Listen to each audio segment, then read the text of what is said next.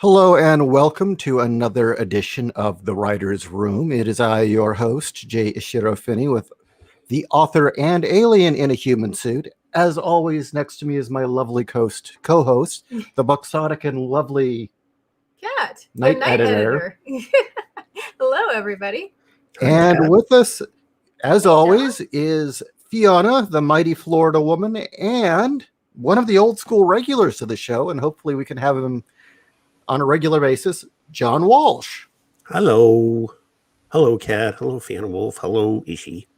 Hello, everyone. And today we are going to be discussing essentially beginner mistakes. You know, a lot of mistakes that new writers make just due to a lack of experience, really. And there's a Cat kind of has a very special place in her heart for these beginner mistakes because as an editor, well, more than that, slush reader. Yeah, as a slush reader, both for 01, reading the stuff we got submitted to us, and for escape artists, she read a lot of these. So we thought we'd dive into this topic and just go from there. Any comments? Sad to say, the Empress Teresa thing is an excellent guide of really what not to do. Oh, wait. Empress Teresa? The Empress Teresa. You only have to look at the sample to see why. and what's in the sample? Oh, God. Opening up, describing your character in such a way where it's like a laundry list of stuff doesn't really ingratiate somebody to that character. It's better to open up on like a actual plot rather than a laundry list. It's always a good idea to open with them doing something. So instead of describing this is this person and then like, okay, now you got what they look like. Now we'll do something. It's like, no, start with in the first line, they're doing something. And then gradually you learn that they only have one hand or whatever as you go. Call me Ishmael. Mm-hmm. And then read the rest of that paragraph. The rest of that paragraph would be a book to some people. Oh, yeah. Very, very true. All right. Wolf 10 says, Empress Teresa, how not to write women? As men with breasts. Well, no, Empress Teresa is this very, very bizarre passion project, would you call it? It's a lesson in how not to everything. And it was written by this older guy who was just obsessed with this character, Teresa, who's 17 and virginal but sexy. I hate this book already. She's perfect in every way, and he keeps comparing her to Joan of Arc and the Virgin Mary. Yeah, she's Joan of Arc. Yes? And this is how it opens. I'm Teresa, the younger daughter of Edward and Elizabeth Sullivan, and I hope it's not bragging to say I was cute as heck at age 10. Oh no! Oh no! Oh, Lord. I don't know if I hate the character more or the writer. Everybody in the family said so. I was the princess in the Sullivan clan of Framingham, I guess, Massachusetts, because besides being cute, I was a wizard school and had a good disposition. Oh my lord. So, Even I didn't write that badly when I started draft I hate one. books. I hate books now. What's wrong with that, Cat? I don't know if I can count all of them. Well, obviously I'm awesome, and I especially think so. And so does her family. And so did what? But nothing about that is showing me how awesome she It's is. asserting I'm awesome. So love me. That's it. It's just saying that's your choice. You can love me because I'm telling you so. It's the excuse of, well, my mom thinks I'm clever. And it's like, maybe you're supposed to think she's an idiot. Oh man. I would say really what encapsulates what's wrong with that is a common mistake for beginners, and usually they don't make the mistake that badly, but a common mistake for a lot of beginners is to continually tell us how great the character is, right, or tell us the character knows how to do something, or constantly Nicole calls that selfiture. I like that. Selfiture. Or you'll have other characters whose sole purpose is to tell the character how great they are, like in Mhm. Twilight. because the character is the writer, and they want people to tell them how awesome they are. I mean, I'll use my own series as an example. I set up Eliza to be a good pilot with ships, besides being able to fly as a superhero. But I showcase that by having her zig in and out between enemy, fire, and able to basically control the ship properly. I don't just tell people that these characters can do these things. I'll just showcase in bits and pieces like their skills and what they can do. If in the first chapter, instead of telling me, everyone thinks I'm cute and I'm awesome and every character wants to get laid with me, you instead show the character, like as you described, a person who's flying a spaceship. It's like, show in the first chapter how this person's particular qualities saved their ship in a scene. So at the end of that first chapter, the reader is going to be like, oh, this character is cool, I'm interested in them. Instead of right from the start saying, I'm cool, you should be interested in me. Instead, you've made the reader involved. They want to now follow this character. Yep. And there's a common thing. A lot of the writing in Hollywood has gotten so bad these days. And we're wondering why so many films bomb.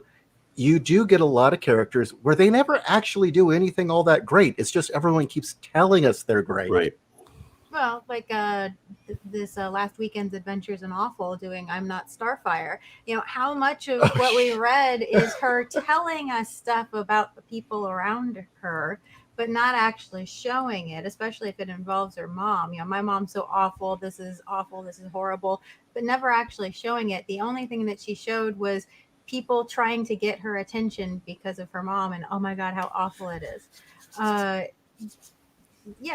Show, don't tell me. Telling's boring, actually, for stuff like that. I'm more interested in actually watching it. Right, that's reader involvement. You're now not just a passive viewer. You're actually inside the character. Which is kind of the point. And I just feel one of the problems I see in a lot of writing is you get the sense the writer doesn't read a lot. They watch a lot of television. They watch a lot of binging of series and such.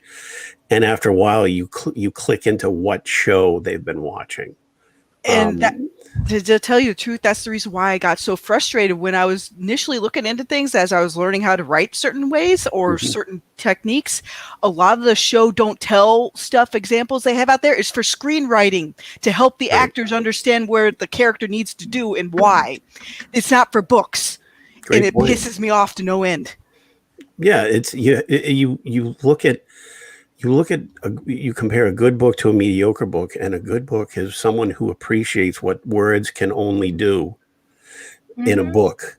It's like you read something and you appreciate they couldn't have done this as well in a movie. It's using these particular qualities, and that's again where you step in, like, you people don't read enough. You just don't, and you don't read enough outside your genre. That's definitely important. And even books can go off road. They're not budget constraint to visual. You can do anything in a book. The only thing holding you back is your own talent. So why are you content to just do the 9 billionth ripoff of Star Trek or the Lord of the Rings? Why? Because it's like you're making your own fan fiction. Like this is an adventure you want to live, but it's like, that's fine. That's fine. But why don't you use the tools that you've got? I'm sorry. This actually pains me. This is a truth that really pains me, but it's true. And unfortunately, right now in the Amazon market, if you want to get ahead and if you do want to make a regular income, apparently the best method, and trust me, this crushed my soul. Yep, I know what you're going to say. is to write your version of Star Trek and do it well, because people are so starved for Star Wars and Star Trek and Game of Thrones that doesn't suck, that if you can do a half good version of your own world of that, but with just enough difference, it sells like crazy. There's apparently a huge market for people And I just know doing their everyone, own- and I know everyone hearing this knows this, but I'm just saying it. It's like, but there's a huge difference between selling and a good book. They're two completely different things. True. Mm-hmm. I mean, it's okay to have a popcorn level book, Sure, but good yeah, popcorn. right now, lit RPG is what is catering to a whole lot of of the glut, I would say, that's hitting big on Amazon. So much of the books that I try out on Amazon, they all seem like they're written by the very same person. The people who they know that the template for writing is Hemingway. Just cut all unnecessary words, and they have this hero, and it's like, I know who this character is. There's nowhere for this character to go because I know exactly who he is. He's X from this movie. That's who he is. Did you know Chandler hated Hemingway with a passion? I'm not surprised because his style is so. It's Chandler's style is ornate. Yeah. I mean, I mean, just think of one of his most famous lines, which is, it was as appropriate as a tarantula on a piece of angel food cake. Okay, that Hemingway would never write that line. Yeah. I love ornate writing, but that's me. Oh, I love both. I mean, I love Fritz Leiber. I love Hemingway. I love Chandler. But it doesn't surprise me that Chandler didn't like Hemingway, because Hemingway was like his whole, what he was aiming for is just so different. They just have such different aims, and that alone, just appreciate that difference. You don't see that in movies today, for example. You don't see that in books. You don't see a Chandler and a Hemingway. You just see this one down the middle, books written by people who watch Marvel movies and Star Trek. Sorry, I'm being such a downer. Let's move on. But no, that's how they overall. Okay, the book market is catering way too much to women my age or older, and most of the acquisitions editors in traditional publishing land are my age or older. Right. And it's all very sad to say curtailed to the Anita Blakes of the world, where it's erotica from end to end. Mm-hmm. And they're all Which serious. is why you need to give money to Silver Empire Publish. Oh yeah, I just ordered like the other 5 hardbacks. I had 100 credits saved up. Nice. So anyway. Oh, you know what? Actually, everyone went quiet. I can say this now. 2 things. 1, YouTube sucks. So if you haven't, please let everyone know we're on the air right now through your social media. Also, make sure to see if you're still subscribed, because people are getting unsubscribed. Finally, my 3rd one, the bit about writing, but these people don't read, they only see movies. That is not only true of prose, it's also true of comics. And for a while, there was people that was encouraged. Oh, it's just a storyboard. It's just, a movie in pictures. And no, it is not. Comics are not that in any shape or form. You go back to the, really good writers out there, the really good artists, Eisner, Frank Miller. You look at that and it's like, no, this is not a movie on paper. And when you see that, I saw like Sin City was directly translated almost scene for scene. Mm-hmm. Some of it worked and a lot of it didn't, because it moved like a comic. Mm-hmm. Oh, here's another little quippy thing from Empress Teresa that gets me annoyed when characters are like this. Nobody could have dreamed of what I half could a do minute a to few get the years razor later. blades out of the room.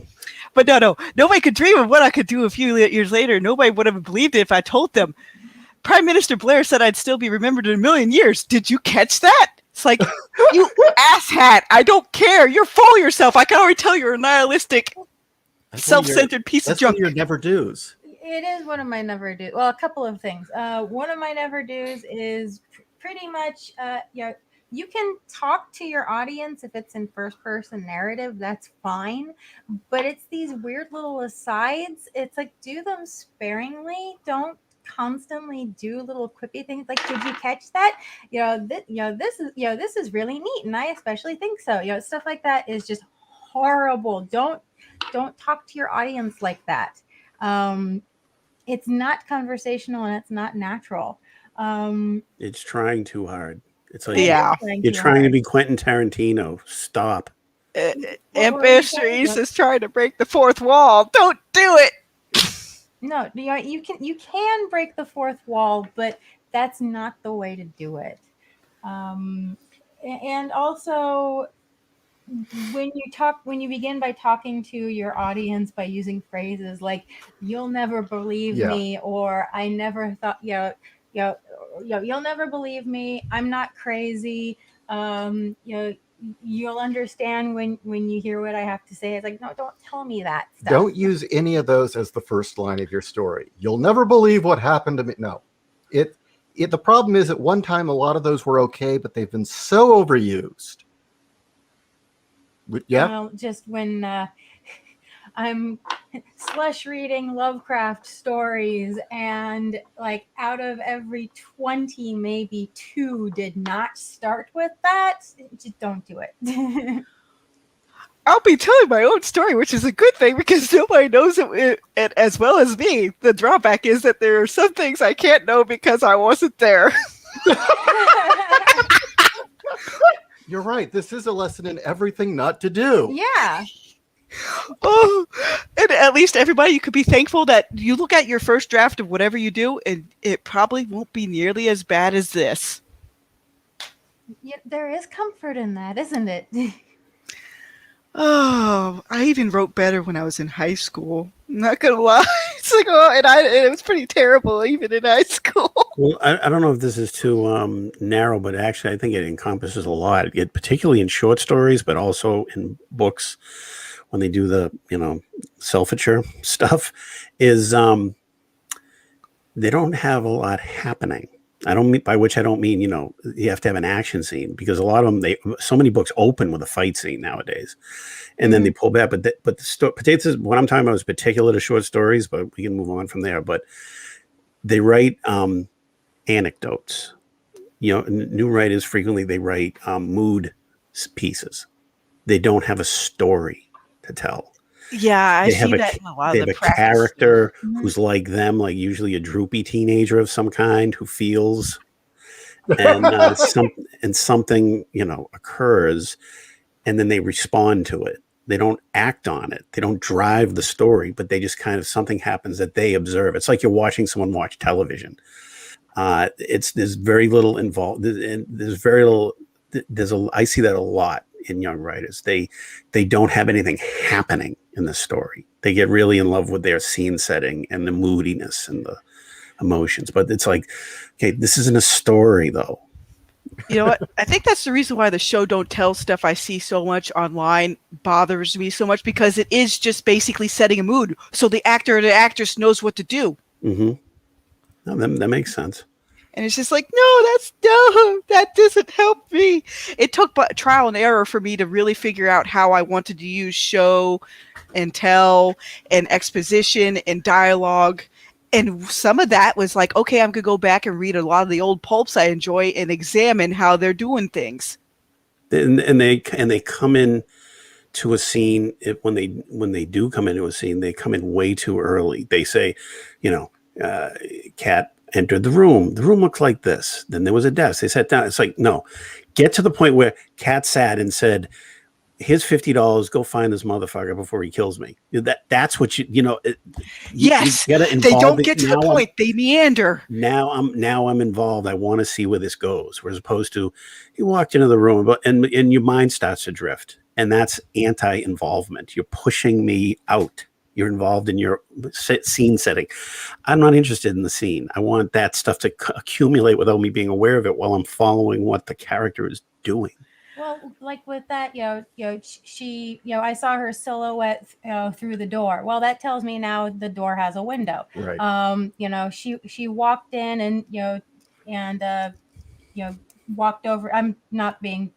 I'm an editor, not a writer. I can't. No, but I get your point. You're trying to say that you didn't just say the door is a window. You said, I saw her. So now I'm picturing that. That's exactly. Involvement as opposed to being told. And then, as she comes into the room, I offer her a chair. She sits down across from me at my desk. Through the actions of the characters interacting with each other, I pick up a cigarette lighter from the table and give her a light. That explains what's on the table. Oh, Ishi's got a book. Rats was tending bar, his prosthetic arm jerking monotonously as he filled trays of fresh glasses of Kirin. He saw a case and smiled, his teeth a webwork of European steel and brown decay. Case found his place at the bar between the unlikely tan on one of Lonnie's own whores and the crisp naval uniform of an African with ridged tribal scars. There. There you go. I can. Well, now I'm there. I'm in that. I can see that. Exactly. But he's also interacting with the scene. He's Exactly. interacting with the scene, and just those few descriptors, you don't even need to know what the rest of the bar looks like. You're already there. You know this is seedy, and there's probably a layer of grime 10 years old on everything. You shouldn't be. To me, it's that type of scene. You shouldn't be painting me a picture. You should be thinking of me as if I'm there and I'm moving in among all these people. What am I seeing? I'm seeing this person on the left. I'm seeing that, and those things impinge on the environment. Like, okay, this is a threatening environment. This is not a tea. Yep. And It's not a tea house. Mhm. And the thing is, like, so much modern books nowadays, especially out of traditional publishing houses, they take too long. They meander. They set up the scene for like pages and pages and pages, like Yep. because they want their book to be sent off to TV land. You know, it's like They're art directing. Mhm. Books that are written from screenplays, where it's obvious the writer could not sell the screenplay, so he wrote it as a book. You can spot those a mile away. What was it that we were reading where, we were like, 2 pages in, we're like, this is a screenplay. What was that? Oh God, I'm trying to. And it was weird because it had like actual like camera angle descriptions, and I'm not kidding. It was like there were actual, camera pans this way, do a zoom or other stuff. I was No, like, it was like- what the hell? He stepped in the room. His vision panned from left to right, stopping on. Yeah. It's like this is like watching a movie that is just a series of the camera sits on a book page for like 5 minutes and moves to the next book page. He crossed over to the chair and took a seat next to oh man. Oh, he took his seat with that chair. That's interesting because I wouldn't have been able to figure that out if they didn't describe that. When did he go to the bathroom, by the way? Because he's been 5 pages and he hasn't taken a leak. And when's he going to get supper? Yeah, I was talking with Mr. Niemeyer at one point because he does editing as well, and it's like if you indicate that a character's walking somewhere, you don't have to say the door closed behind them. Yeah. Half the time if I write in like, okay, the door hissed open, then I don't describe anybody walking anywhere. By seeing the door hiss open or describing it hissing open, that means you're assuming that the characters are moving in there into that room. He walked out his front door and looked up at the sky. Okay, if he looked up, I know what he sees. I don't need to know that the sky is up there. Yeah, and, I mean, it's like, okay, so is there something? Maybe if there's something specific that he looks at, like his Exactly. gaze, falls upon a plane that's going by overhead. He walked Okay, out the Yeah, door if he and saw looks a up and- giant chicken heart and floating over his house. Yeah, if he Exactly. looked up and he saw something other than the sky, we'd want That's to know. exactly. Yeah. Yep. I can And that's see when it. that's when I'll use like the character gazes at or whatever if I want the audience and the character to really notice something specific, and maybe there's something that's a little bit out of place. Write a sentence that I haven't read before. I've seen plenty of people walk into rooms and sit at the table, and I've seen that. Tell me something I haven't seen. Real quick, Star Storyteller. Oh, you have something? Let me pull it up so I can read it, but Okay. that's the question. Oh, Star Storyteller asks, how do you use internet in stories, such as characters reacting to TV or the internet videos? I don't. Even in my series, they have this thing called iNet, where it's like a quantum level version of the internet that goes around the whole entire spacefaring empire and whatnot. Usually I'll just put little things like that at the beginning of chapters if it has like a little kind of world building add-on, but I don't really mess with that in the main bulk of each issue if there's like some sort of event they're reacting to. You Usually don't I'll have to just get crazy with that type else. of stuff. Like if you want to have him sit down and scroll something up on his computer, just write that. If that's the most immediate way, and you need to have the reader know that. He sat down and turned on and saw on his computer that blah blah blah. Okay, there you go. I mean, you don't have to get obsessive about it. You don't have to worry.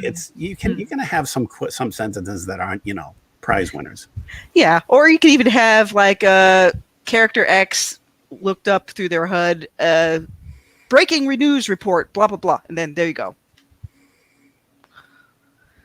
You could just basically put it out there real quick and then boom, keep going. You know, Use your imagination. Come up with a new kind of thing, like feelies, like Philip K. Dick. So Well, actually, with that said, how does everybody feel about? Oh, there's a technical term, and I apologize, my brain's not working. But it's basically making up techno jargon. For I mean, like Fiona, you mentioned that you have your own term for basically the internet, which is cool. But I know that it can be a pitfall for new writers to get too bogged down in. I in have the to little have details. space Yes. French fries with my space Coke on my spaceship going to. that is another that is another common one. Yes. All you got to do, sadly, look at Mr. Weber's tech jargon for how the missiles go pew pew in the later Harrington books, because like his editor should have been like, okay, the first Harrington book was edited wonderfully. He got to the point, made sure Weber didn't go off track with how the tech works. Because you know what? You can showcase how your tech works through the actions of the characters or through whatever mystery you're building up. You could just sprinkle it. You don't have to ram it in there like a giant log that Wheel of Time does all the time. Now I'm thinking about French fries. There you go. Sorry. But yeah, like I guess it just comes down to the fact that some what do you call them, door stoppers, when it came to traditional publishing, they wanted X amount of word count. But Wheel of Time went way, like, you think Weber's bad with going off on tech details? Wheel of Time goes off on setting the scene details where you're having 40 pages of, oh, look how quaint this little hamlet is. It's like, oh God, just get to the darn mystery. I talked to a kid who read all those books, and I mean, people like reading that stuff, and he was telling me. So I said, how are these Wheel of Time books? He's in college now, so I think he's maybe 19, 20. And when he said, and the thing he said to me that made me and this guy's uncle laugh was, he said, well, by the time I got to the eighth book, and I was just like, okay, see, what you describe is accurate, but people want to read these massive books. They want to sink into this other world. I get that. I can't write that stuff. Okay. But some people do. I have too much else going on to where I can't really devote that kind of time anymore. I think it's just maybe tastes sometimes do change over time, because I've found as I get older, I want wham, bam, thank you, ma'am. Get to the point. Yeah. Well, I'm also old, so I'm like, oh God, I don't have this much time. I got one. Why does James dream bad so much? The words flare like movie subtitles across the bottom of the what? What's wrong? Nothing's wrong. I'm just reacting to what you're reading. Everything Max says comes across this way as tiny yellow letters projected across my retina. The eye enhancement left over from my time with the company. Every lasso jock has one installed for when the comms are overloaded and there isn't enough bandwidth for voice. If it weren't for this upgrade, I'd need a hands-free device to read what Max texts me. And to be brutally honest, maybe that would have been for the best, because I can never tune him out. Why does James dream bad so much? He asks again. There's your hide up. Jeez. So what gets John? The reason that worked for me, is because it was connected to a character at that point. Right. I was into the character. If you used what you just read to begin the story, I wouldn't have read it. Yeah. You understand what I'm saying? That's kind of what my point is a few minutes ago when I said, you can describe watching the you can describe that in normal terms, but because at that point you're invested. Now, when you said James, I immediately clicked onto who that character was. If you want, you should tell people what you just read from. Oh, that's from my novella Scars, which I recommend. Yep. Thank you. Yep. Oh, but I blew through it in one sitting. What gets me sometimes when I look at books at how they open, you don't have to really open with the main characters either. You can open with a side character or to showcase what the stake is or the conflict, the mystery, whatever can motivate the reader to be like, I'm going to turn the next page. Because in the beginning, no reader's invested in the characters or your setting. They're discovering it. So like That's a choice that, and a lot of people do that. I tend not to do that because if I have and this comes to that my stuff is probably shorter generally than the stuff you write. I don't agree with that at all, because it's like, okay, well, you just knocked off a character I was getting invested in. This isn't my main character. Well, now I'm starting up again. I usually introduce my main character right off. That's just a choice. There's not a right or wrong way. It's just the way I do it. Oh yeah, but no, it's just that I've noticed, like, when I'm looking into books and everything else, it takes me a while to get invested, because I have to see, like, what's the stakes? Is this going to be a really dreary kind of story? Right. Or it takes me a little bit to get invested, because I'm looking for very specific things, and since most stuff is nihilistic and postmodern, it's just like, I'm not going to get invested whatsoever. Bye. No, definitely. And basically, so I suppose the difference then is I mean, I know, John, you don't do the bit of starting your story with one character, but that's not the character that we're mainly following. So actually, with that said, let's just say, for the sake of argument, you did have a writer, or you yourself did want to start your story that way. The trend I tend to see is people doing the bit of using a character to introduce the world that is your opening action scene, as it were, and they get bumped off. Yeah. How do either of you feel about that? I don't like it. Actually, what I ended up doing is I played into that a little bit with the opening for Uplift Protocol, and then I bring that, you find out later that character's integral to later on in the series. Mm-hmm.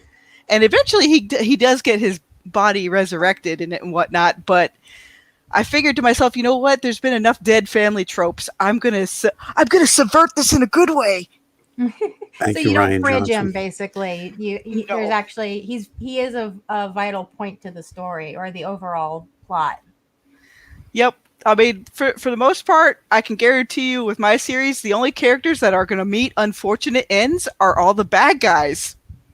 Well, yeah, this is just a situation where your listeners can just realize there are no. Well, that's not true. There aren't a lot of hard and fast rules. You can, and that's again back to the thing about writing versus movies. You can do anything you want. If you want to write the whole story, I mean, Ursula Le Guin, one of her greatest stories, called "The Ones Who Walk Away from Omelas," it basically has no characters in it. I mean, how do you write a story without characters? Read that story to find out. So you can do so many things, and this is just a choice. I mean, your choice is for your reasons, and my choice is simply because I don't like to open with like action. I like to open with character. So that's how I try to hook people in. In other words, I want to follow this person. That's a way that I get into it without doing things I don't like, which is I can't tell you how many books I've checked out in the last year. The first page, there's, particularly because I read a lot of crime stuff, there's a fight, and on the opening sentence, it opens with a fight. And it's like, that to me is saying, you're desperate to attract my attention. If you're in control and you're not, nervous about getting my attention, you will begin another way. You will ease into something, because then when something happens, it has some impact. It isn't just two guys beating the crap out of each other in a hotel room. It's this person. And now he's having a fight. Well, I guess it also depends on what kind of particular wheelhouse genre trappings you have going on. But I personally enjoy like little mysteries that unfold over time. Sure. So that's another big thing that'll get me to keep reading a book. And like, I just like exploring little like tidbits inside of a setting, but not like getting blasted all at once. Again, Right. Like the Wheel of Times of the world. It's like, it's not my cup of tea no more. I'll be honest, I could not get into Wheel of Time for the life of me. I don't even think I got past like 50 pages. It just... Yeah, because it takes him forever to get everybody out of that little quaint hamlet town. Well, Yeah. I read The Diamond Throne, and that book was just amazing. And then the Ruby Knight after that, and I thought that was great. No, I didn't finish the series, but then everybody's like, "Well, then you got to read Wheel of Time," and I'm like, I um. I just No. I felt really bad because I attempted to read it like 3 times and I could not get past the same freaking scene at the beginning. It was boring. And I think it's because it just took too long. Yeah. I think that's ultimately what will get me not invested in a story. It's like, have the plot move at a decent pace. It's the reason why I found myself skipping certain parts of Harrington when it's like, okay, he's going off on a technical ramble again. I'm like, okay, where's the, because Weber does characters well, and he does quite a few things very strongly still, but he loves his tech too much. Mm. And it's just like, oh God, like, okay, flipping 40 pages later, okay, here we go. Here's the characters again. Ouch. Did you ever read, if you like military science fiction, have you ever read The Forever War by Joe Haldeman? Yeah, it's been a while though. I read that not too long ago, and it's one of those books that for me is what Dan O'Bannon called a genre killer, which is once you read it, it's like it fulfills pretty much everything you wanted to know about that type of genre. I thought it was for those who don't know, the Forever War involves a future war, but it takes into account the time dilation situation. So the people who are leaving Earth to go fight on this other planet realize they've been asleep, but everyone they knew back home who they're fighting for is dead because it's been 50 years or whatever, however much time it takes. And then it uses, the exoskeleton armor and all that stuff, and how basically these military units form their own families because that's all they've got, because they're all going under and they're all waking up at the same time while they're back home. Their families are growing old and dying. Anyway, that's what I was telling you about issue when I go off track, and I'll just. That's okay. Well, I'm still focusing on answering the question of how do you deal with seeing technological displays or the internet or TV. And I read one example. I'm always wary of that because I think someone will, if they're reading about watching television, they'll put the book down and go watch television. It's kind of like on Empire Strikes Back, Harrison Ford had a line about he was bored. And I think it was either Irvin Kershner or George Lucas said, we can't use that line because if you tell the audience that you're bored, they're going to start to get bored. Well, this is from Death Wore Grease Paint. This is the end, my only friend, the end. From the TV it came, a voice like cheap candy and cigarettes. Charlie jerked his gaze toward the screen. From a blue haze of static, the form emerged. Wilbur. He was sitting on the remains of the Happy Fun Time show set, his eyes bleary and waxy, his own guts puddling around him. Of our elaborate plans, the end. Wilbert coughed out another verse, began to choke again, gag, traces of blood coming from the corners of his mouth. There, that's how I handled someone appearing on TV. I guess it just depends on what kind of story you're telling and whether or not some of that tech is pertinent to whatever you need to get across. So basically, if you have tech, people interact with it because there's a purpose, especially if it's modern. John asks. Okay, he's asking John, is the Forever War related That's to Eloise? Eloise asks that. No, as John is the Forever War related to Amazon's and Tomorrow War. My answer to that is absolutely not. One's a classic. The other is a complete contradictory mess full of plot holes and bad writing. I thought they should have just called Tomorrow War movie. Starring Hero. I mean, I've never experienced a movie where in the last 20 minutes, me and the other two people I was with kept screaming, and the movie. I started the exact way you should see it. With a couple of friends and their teenage kids, and you're all, you're laughing at the blood and the gore and the over the top violence, and then the kid. And I was so happy the teenagers were going, this movie should have ended 20 minutes ago. Oh man, but as far as like some other show don't tell things, this particular sample, okay, I was nothing, then I was. I blinked, bleary, wet eyelids open. All I could see were white splotches and blurs. It was so bright, it felt as if my eyes were focusing for the first time. I'm like, blah, blah, blah, shut up, get to the point. And it doesn't, it's not for a couple of pages. Now, example, yeah, it's just ridiculous. I mean, I have it on my blog spot right here for part of the writing process stuff, just to help people understand what I was looking for as examples for books. And to me, Aeon 14 got to the point quicker. A young sapling exploded beside Tanis, and she dove for cover, scampering away as splinters flew in every direction. You know, it's like, get to the point. Please. But yeah, I'll link it right here in the general chat if people want to see some book examples. You see, in that type of writing, you know what you see to me? You see a lot of people writing stuff they think they're supposed to write in. Like, well, I have to go here, here, here. You know what I'm trying to, you know what I'm getting at? It's like, well, I have to describe it this way. It's like, no, you can just jump right ahead and say, and you know, they took care of this and moved on to that. It seems like there's so much of this stuff. It feels like the writer is so tired. Like, well, now I have to write this type of a scene. It's like, no, and I had to put this in, right. And it's like, see that one example I was reading. It was called Vicarious, a science fiction novel. The thing is, he's trying to showcase how it is somebody logging into like a lit RPG type of setup, and it's just like, I already know about this. Just get to the point. Get to the interesting thing. They're using these items as if you've never read this type of book before, and you don't know anything about how this stuff works. You're starting as if the person has never read a book before, and it's. If you're going to use tropes, you can jump over them and then build onto something original. So it's okay to use tropes and even cliches as long as you're using it to put as a platform. Yeah, like shorthand to get something else. Exactly. Like one piece of literature that has always stuck in my brain is when I was in art school, actually. Doing my cartooning class. And we, of course, needed to learn the anatomy of the face in order to get the extreme expressions for cartooning.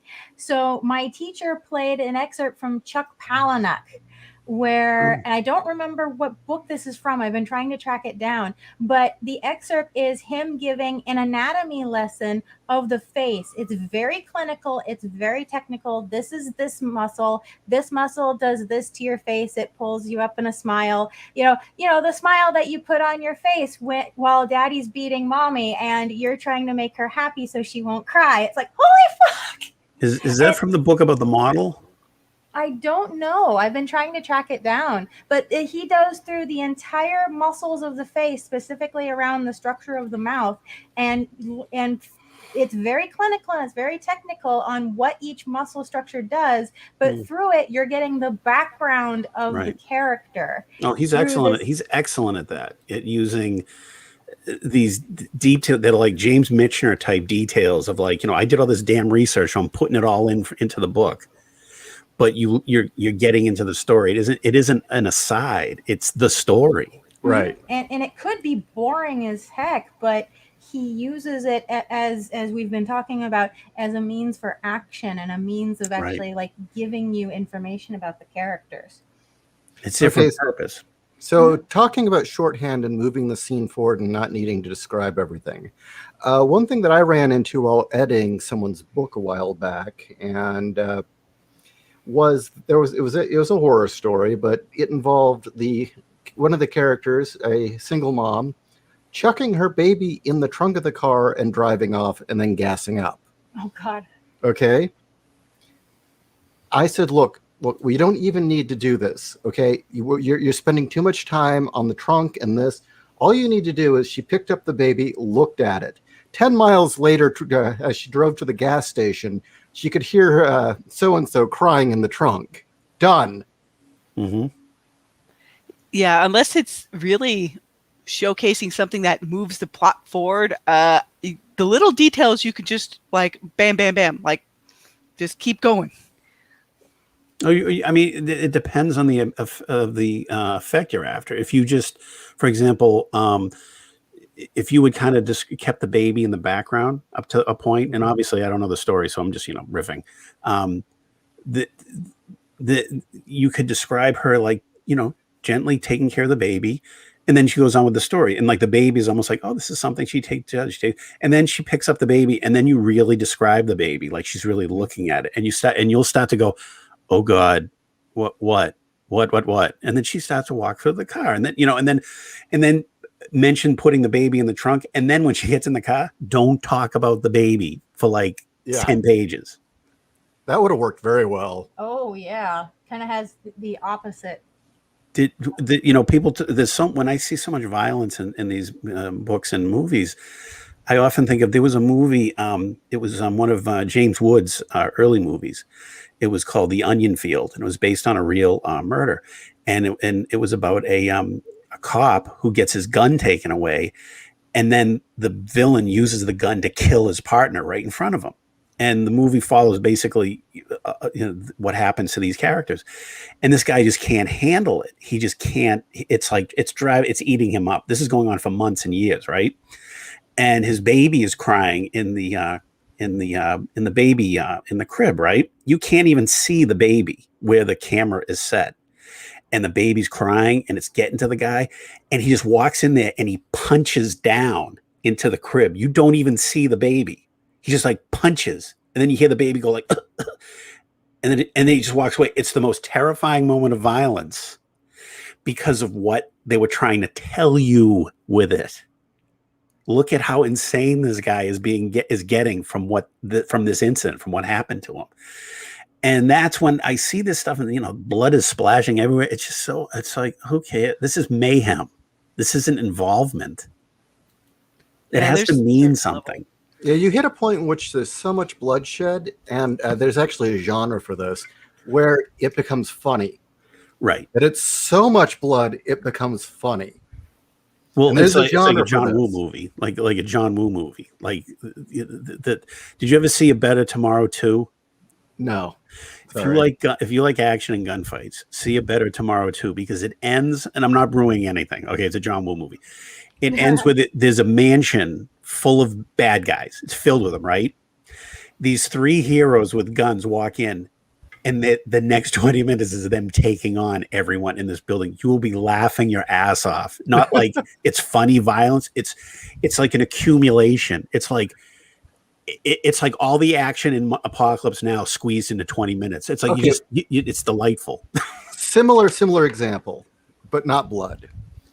The great parody in Blues Brothers, where you've got the car chase, and this was the 70s, the era of the car chase, and as the film, the car chase just keeps going and going and going, and there's so many crashes that by the end of the car chase, there are like mountains of police cars piled up in garbage, and just literally piles of cars that have been destroyed in this chase. Well, it's the whole. I mean, the ultimate expression of this type of thing. If you're really interested, anyone who's listening, you've seen the movie The Wild Bunch, the Sam Peckinpah. Oh yeah, that's a great film. The ending of that is like you sit there and it's like a wave crashing over you. It's. I mean, there's moments in it with like that is still to me the benchmark for violence as art. And it took them like 3 months just to edit it, that scene. It took them 3 months. Yeah. And he hired like 4 additional editors. And you watch it, and guess what? At the end of it, you're blown away. It's like you've just watched these guys. When you see them getting their guns, you're like, they're all going to die. They know it, you know it. And then it's like a wave just coming over you. And I use that. So to bring it back to where we started, it's like I would compare that and the scene from The Onion Field to show the two extremes of violence. One where you see everything and more, and one where you see nothing. And I think that's a good lesson for people to study, to see like, why does this work? I agree completely. Actually, you mentioned the Wild Bunch, violence as art, and that immediately made me think of the final scene in Kagemusha. Now, of course, it's Kurosawa. I mean, of course, but same thing.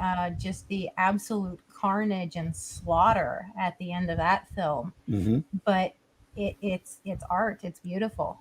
Have you seen the Seven Samurai? Oh yeah. Well, I mean, the end. Remember how it end? The fight ends when I'm sorry, I can't remember the name of the character, but remember, like it's the end, and he like literally like drops his sword and just like screams, Mm-hmm. and he survived. And it's like because you realize that like that's a building to him.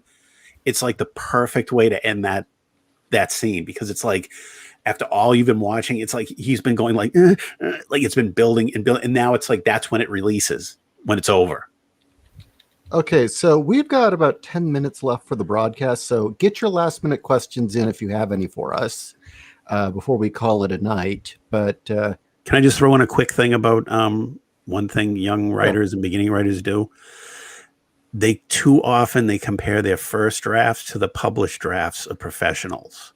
don't do that. No, Yeah. never do The that. published draft of a professional has gone through editing and rewriting and rewriting and editing.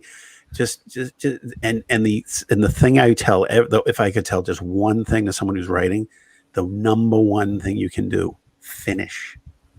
Yes, finish your book, please. Do not be like Martin. Don't be like Martin. But finish when you finish your first draft, then you see it's no longer in your head. When you just write 7 good pages, you can go forever and say, "Oh, well, then I'm just going to do this scene, and then it'll be great." It's like, no. Put it down. Get it down on paper. And then sit back for a few days and then come back to it and read it cold. But if you don't have because the end that you actually write is that's your spine that's gonna do it. Yep. Honestly, the way I plotted out Upload Protocol was, okay, what's the ending? That way, when I build the spine, it's like it all aims towards that ending. And Right. whatever ending themes I have, it's like, okay, because I don't see how somebody can completely pants the whole thing, like where you're just fly on the wall. Because if you do, you'll end up like that fart in the wind guy and George R.R. Martin. Yeah. Okay, I want to answer this one. Kat? Oh, Neostar asks, "Damn, did I fall for every beginner trap?" Neostar, don't feel bad about it. Don't beat yourself up. Don't even worry about it. Most people fall into a lot of these traps when they first start out. So how do you really, think I know about any of these things? Yeah, I've been falling into them for decades. That's just part of the process of learning. Well, Oh, yeah. If you're not falling into them, then you're doing something wrong. Because you know what that means? That means you have no ability to honestly assess your own work.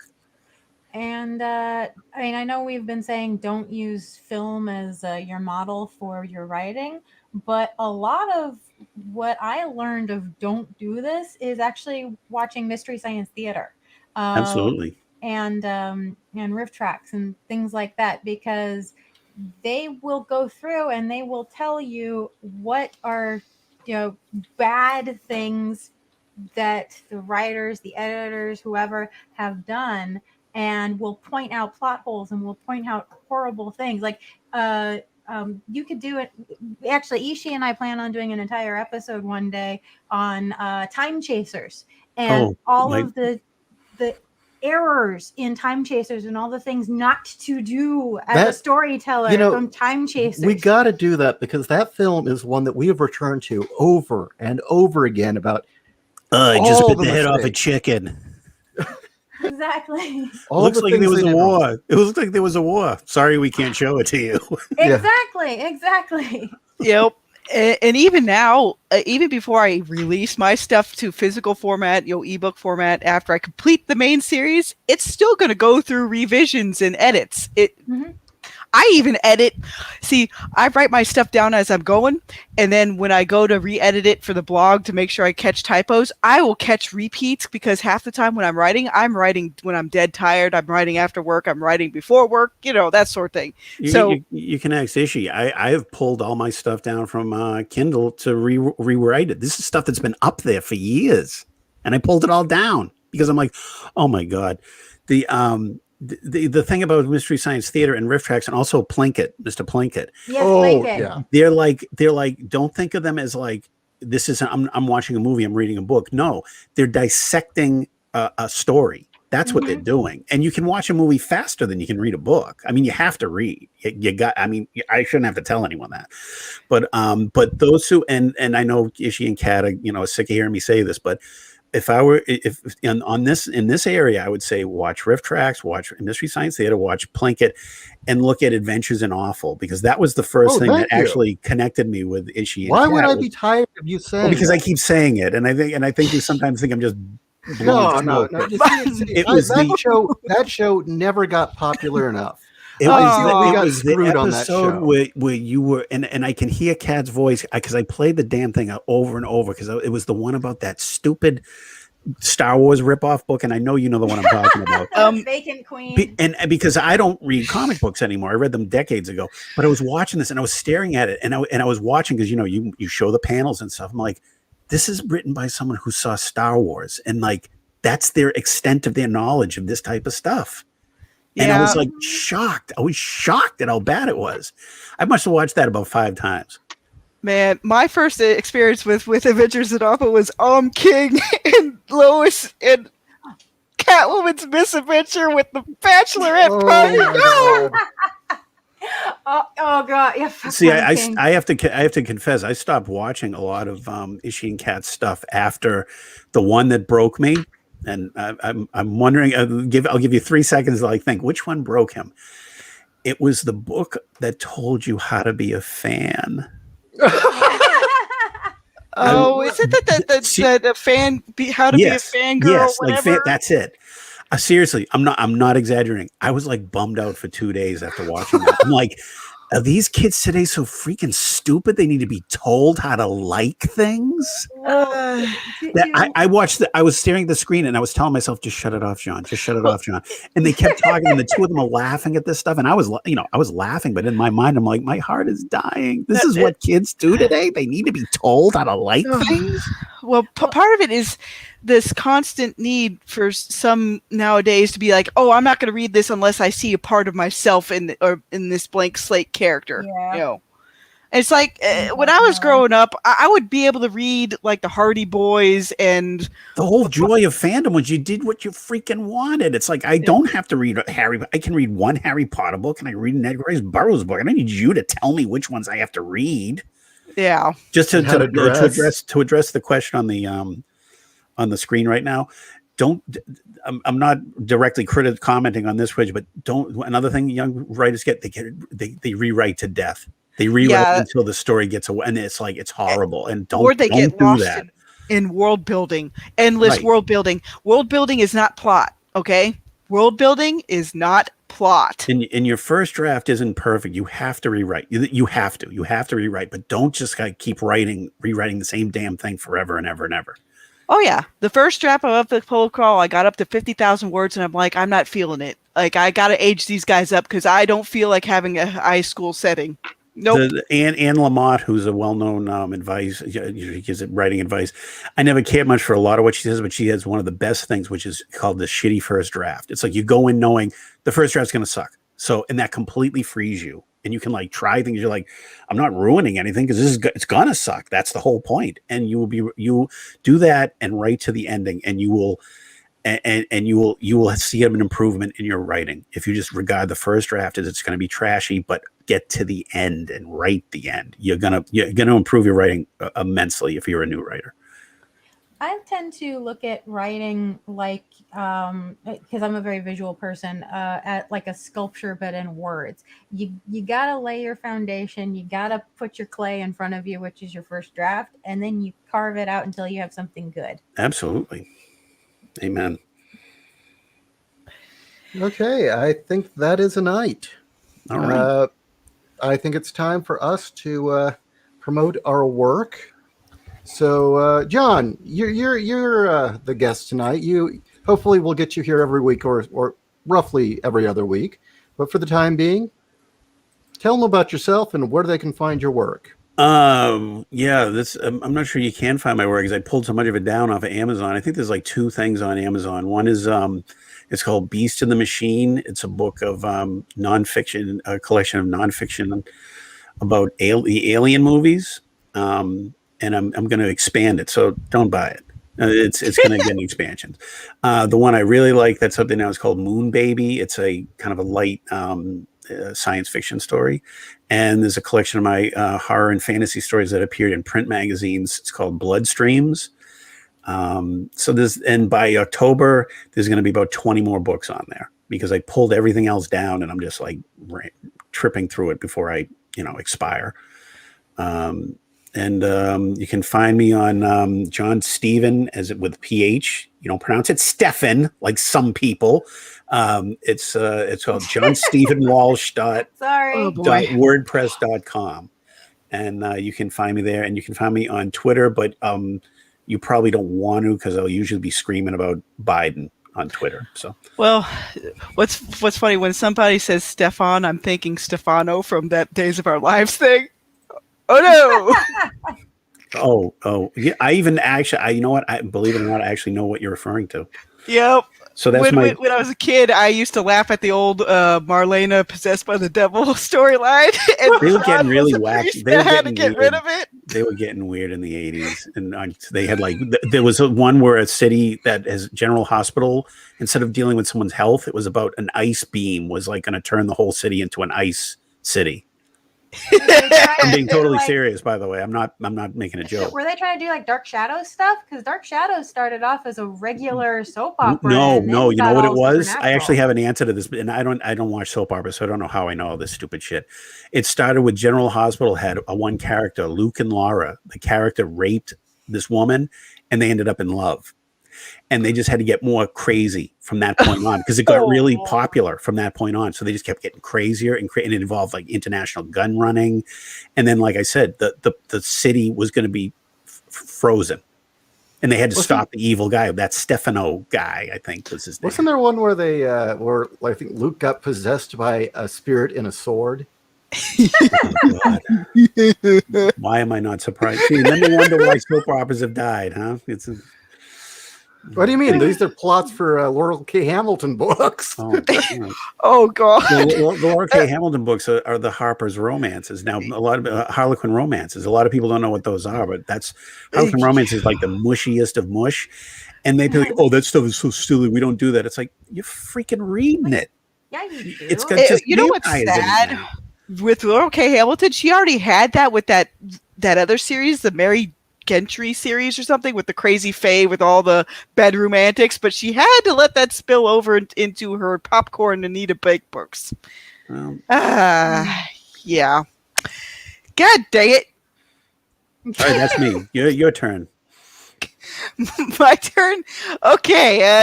If anybody wants aspirational superheroes again, mixed with some space fantasy, and don't worry about sad sack protagonists with wrenches trying to fix everything, but messing up spectacularly like The Expanse, then go read Uplift Protocol.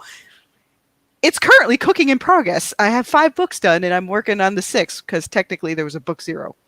Yay. Fiona, I apologize. I haven't read that yet. I really need to because I read the first 2 books of The Expanse and I'm like, okay, it's going somewhere. I'm getting interested until and then they drop kick everything. I'm like, really, guys, nihilism again? Well, what killed it for me, and new writers out there, don't do this, okay? If you're gonna have your ragtag crew who is like, constantly on the outs, or they have to work for other people to make their bread, they have to be beholden to others, especially if you've got a freaking warship that you have access to. You have to have something that keeps them in that we're desperate, we're broke, we've got a leash on us, something that keeps them constantly at odds with the world around them. Don't begin your book with them having more money than God, throwing away literally millions of dollars on gambling, and it doesn't even make a dent into their bank account. Stating flatly that they have enough food and ammunition to last over a decade. Where's the drama in any of this? If you've got everything, where's the don't well, know about conflict anymore? Later. Doesn't even know about conflict and drama anymore? But God, with The Expanse, the fact that they basically went back to humans versus humans, and humans are going to be evil to each other, when you had the photomolecule and this ancient alien didgeridoo. planet, and then it made a freaking Halo portal. I mean, Yeah, but then the fact that they had this other faction of humans come back with the advanced tech and like we're gonna basically try to kill off all the other humans, and Naomi's kid is gonna basically flatline Earth, and now they have to live in under domes, and it's just like really. Stephen King, who I have problems with, he once said very thing pertinent to he was about sword and sorcery, but it applies to everything else. I think good fantasy, bad fantasy is about exercising power. To me, what he's saying is, what you just said. They have tons of money, tons of weapons, and they just blow people up. A good fantasy is about trying to gain power, which is in the situation Catch has described. That would be, we don't have any money, we don't have any weapons, and we're dealing with all these problems. That to me is a drama. Watching someone with money and guns blow things up is just masturbation. exactly, and that's why I just couldn't read any farther. I think, and a lot of people like those books. And a lot of people like those masturbation books. They want to just live these cool, stylish characters who screw and shoot people. And then there's 26 volumes after that of them screwing and shooting people across the universe. Yeah, This which is like Anita Blake Fiona's is. books, because Fiona is awesome. I will check the books. It's just that I've just realized that most of that stuff is just hitting every kind of wheelhouse out there, even though they put a different coat of paint on it. And the derailment has been going on, like people have said, for the past 40 years. I know it's getting late, but I just want to say, I thank you all for the three of you for having me on, and maybe next time your listeners could spend over the next week or so, maybe they can send you some questions, and we could maybe go through them next time. That's just an idea, just to keep me from going off on talking about the Wild Bunch when they're supposed to be talking about writing. Speaking of questions, I would like all of you to start put in the comments below or email me. Please suggest to us various books, movies, and stories, comics that you want Kat and I to do. Can it be saved? Because you guys seem to really like it when we did what was it? Starfire? Starfire be saved. You guys apparently we got a good reaction off that. I think Kat and I should do a Mystery Science Theater viewing of Matango. That's what I think we should do. What? Oh, no, don't you fucking speak bad about that movie. Talk about it. It's the two of us are like the biggest fans of that movie on the planet Earth. What are you talking about? It's a great film. What do you mean MST3K? Well, we're going to comment on it. Oh, okay. A new commentary. Okay, commentary track. I'm outraged that you even think that I might have hated that movie. I hate you. I'm not talking to you anymore. That's how much I like that movie. You said MST it, man. But commenting. But we'll do it our way. Here's something. I ate the mushrooms. Here, have them. Oh man, but here's something that is a good point to bring up. Horizon Talkers saying, I'd argue good sci-fi is about figuring out the best way to exercise power. The best Star Trek episodes were about the best way to use available tech, not creating it or using it recklessly. Yeah, if you have a more uplifting kind of science fiction setting, that's what you do. You just don't go willy-nilly like might makes right, which is a lot of what this depressing nihilistic stuff is. And also Star Trek is a continuing. I'm not going to get into it, but no, I mean, I agree with the point. And that's the reason why, like, eventually, once the Expanse got away from basically the mystery of the photomolecule, and once the gates opened up, the same stupid human problems kept following them everywhere, even though they were exploring new worlds. It's like, don't you care about the wonder of the universe and not just the stupid drug addicts, or whatever? So much of particularly Star Trek has turned into like battles and war in space. And it's like the old Star Trek had no money for that stuff, and they dealt with things like they dealt with the problems that we have, but in a science fiction context. So you're pulled back from it. Like remember the famous episode about racism? Well, the left side of my face is white, and the left side of his face is black. Remember that? It's like, that's perfect. It's like, well, okay, that's so stupid. And it's like, yeah, that's all the messaging it needs. That's all the messaging it needs right there. And it wasn't coded to like, in our world, Caucasians versus, black. It's like, ooh. Right. Well, that's what science fiction is for. It's like a laboratory to deal, to take you out of this world. It isn't just like there's two people who are, you know, a black guy and a white guy on the Enterprise bridge who don't like each other. Oh, kill me. Well, Michael Burnham, please shuttle it out into space. No. I couldn't bear to watch that stuff. It's just so, the bleak and the dark. And I like I mean, I write horror. I mean, you know, half the stuff in that I write, you know, everybody dies, but it's like that. It's not nihilistic, and that's the key part of it. Well, some horror stories that I've read, it showcases the absolute, nobility of people versus the darkest things. She and I were just talking about this with "I Have No Mouth and Emma Scream." It's one of the most bleakest stories you ever read. Nope, sorry. That'll be next week's topic. Next week. All right. Sorry, I haven't made dinner yet for us. I think it's a great topic for next week. There you go. Great topic. Good hearing from you all. Nice talking to you all. See you next week. Thank you, everybody. All right. Good night, everyone.